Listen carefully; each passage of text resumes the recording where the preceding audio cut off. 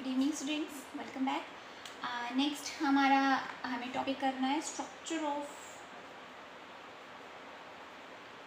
Embryo sac. Last हमने embryo sac किस तरह से बनता है, इसकी डेवलपमेंट कैसे होती है, उसके बारे में बात की थी कि हमारा जो मेगास्पोर है वो कैसे बना था, मियोसिस के थ्रू बना था, और उसके बाद फिर उसमें क्या हो गई थी, repeated free nuclear mitotic division हुई थी। कितनी? 3। तो यानी कि टोटल जो एम्ब्रियोसेक की फॉर्मेशन के लिए क्या हुई थी, एक मियोसिस जिसमें फंक्शनल मेगास्पोर बना था वो, और 3 माइटोसिस हुई है जिससे एम्ब्रियोसेक की फॉर्मेशन हुई है। तो एक मियोसिस, 3 माइटोसिस। तो मैं यहाँ पर ड्रॉ कर रही हूँ एम्ब्रियोसेक की स्ट्रक्चर। जनरली जो इसकी शेप है वो कैसी होती है, ओवल, और ये एक मल्टी सेलुलर स्ट्रक्चर होती है। देखो ये जो मैं रीजन बना रही हूँ ये माइक्रोपाइल वाला बना रही हूँ। ये वाला जो ऊपर की तरफ माइक्रोपाइल एंड है और नीचे की तरफ कैलेजल एंड। ध्यान रखना कि माइक्रोपाइल एंड पे क्या क्या चीज़ होती है, कैलेजल एंड पे कौन सी, वो आपकी मर्जी है कि आप नीचे माइक्रोपाइल बना लो या ऊपर, ठीक है। न्यूसेलस में एम्बेडेड होती है, आप लोगों को याद होगा जब हमने डायग्राम ओव्यूल का ड्रॉ किया था, तो ये जो एम्ब्रियोसेक है वो न्यूसेलस के अंदर एम्बेडेड होता है, थोड़ा सा माइक्रोपाइल की तरफ झुका हुआ, ठीक है। तो भाई माइक्रोपाइल एंड की तरफ क्या होता है, 3 सेल होती है,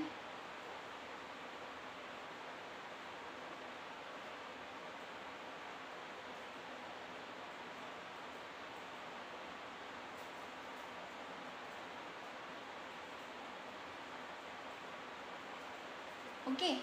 और कैलेजल एंड की तरफ भी 3 सेल होती है, और बीच में होती है पोलर न्यूक्लियर, ओके। तो यानी कि जो एम्ब्रियोसेक है ये क्या है, एक मल्टी सेलुलर स्ट्रक्चर है। Multi cellular structure, multi cellular क्यों, क्योंकि इसके अंदर कई सेल्स हैं। 3 तो ये रही, 1 2 3, 3 ये रही, 1 2 3 6, और एक ये। एक क्यों बोल रही हूँ, क्योंकि ये जो दोनों सेल है ना ये आपस में बाद में फ्यूज कर जाती हैं, सेंट्रल सेल बना लेती हैं फ्यूज करके, ठीक है। यानी कि मल्टी सेलुलर यानी कि 7 सेल्ड एंड 8 न्यूक्लिएटेड। भाई सेल तो 7 है लेकिन 8 न्यूक्लिएटेड क्यों, क्योंकि सेल फ्यूज किया है लेकिन इनका न्यूक्लियस थोड़ी फ्यूज हुआ है। तो 2 न्यूक्लियस तो ये रहे, 3 ये रहे और 3 ये रहे, तो 8 हो गए ना, 7 celled and 8 nucleated embryo sac multi cellular. एक और चीज, जो एम्ब्रियोसेक होती है वो कैसी होती है, एम्ब्रियोसेक होती है मोनोस्पोरिक बोल सकते हैं हम इसको। मोनोस्पोरिक क्यों बोलते हैं, क्योंकि ये मोनो मतलब सिंगल, एक मेगास्पोर से आई है। एक फंक्शनल मेगास्पोर ही तो डेवलप करते हैं एम्ब्रियोसेक के अंदर, 3 तो डिजनरेट कर जाते। तो मैंने यहाँ पे क्या बनाई है, ये सिंगल फंक्शनल मेगास्पोर था, तो इसलिए मोनोस्पोरिक, ठीक है। और क्योंकि इसके अंदर ये मल्टी सेलुलर है, 7 सेल्ड और 8 न्यूक्लिएटेड स्टेज, इसलिए हम इसको पोलीगोनम भी बोल सकते हैं। पोली मतलब many cells, having many cells, ठीक है। अच्छा जी, अब बात करते हैं हम माइक्रोपाइल एंड में। मैंने ये 3 सेल्स बनाई जिसमें ये जो बीच वाली होती है ये थोड़ी सी लार्ज होती है, जिसका नाम है एग, या फिर हम इसको क्या बोल देते हैं, oosphere।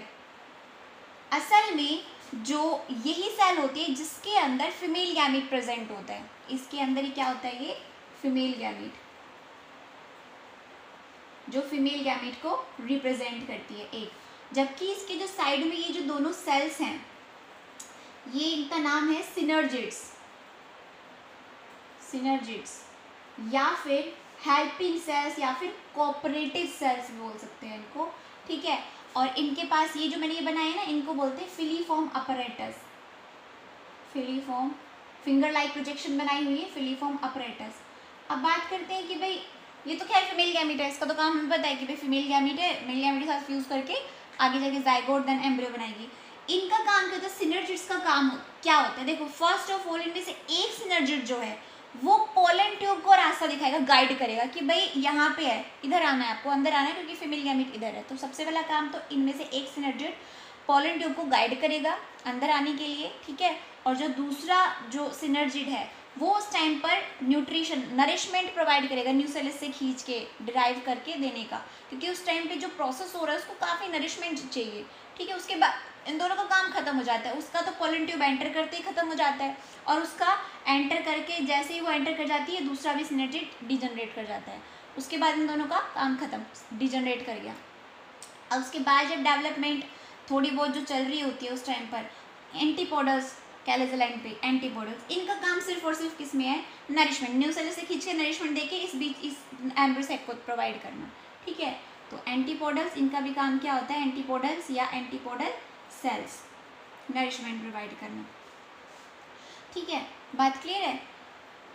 अब आती है सेंट्रल सेल की बात। सेंट्रल सेल सबसे लार्ज सबसे बड़ी सेल्स होती हैं। ठीक है, ये असल में इनको हम लोग पोलर न्यूक्लाई बोलते हैं, बाद में फ्यूज कर जाती हैं।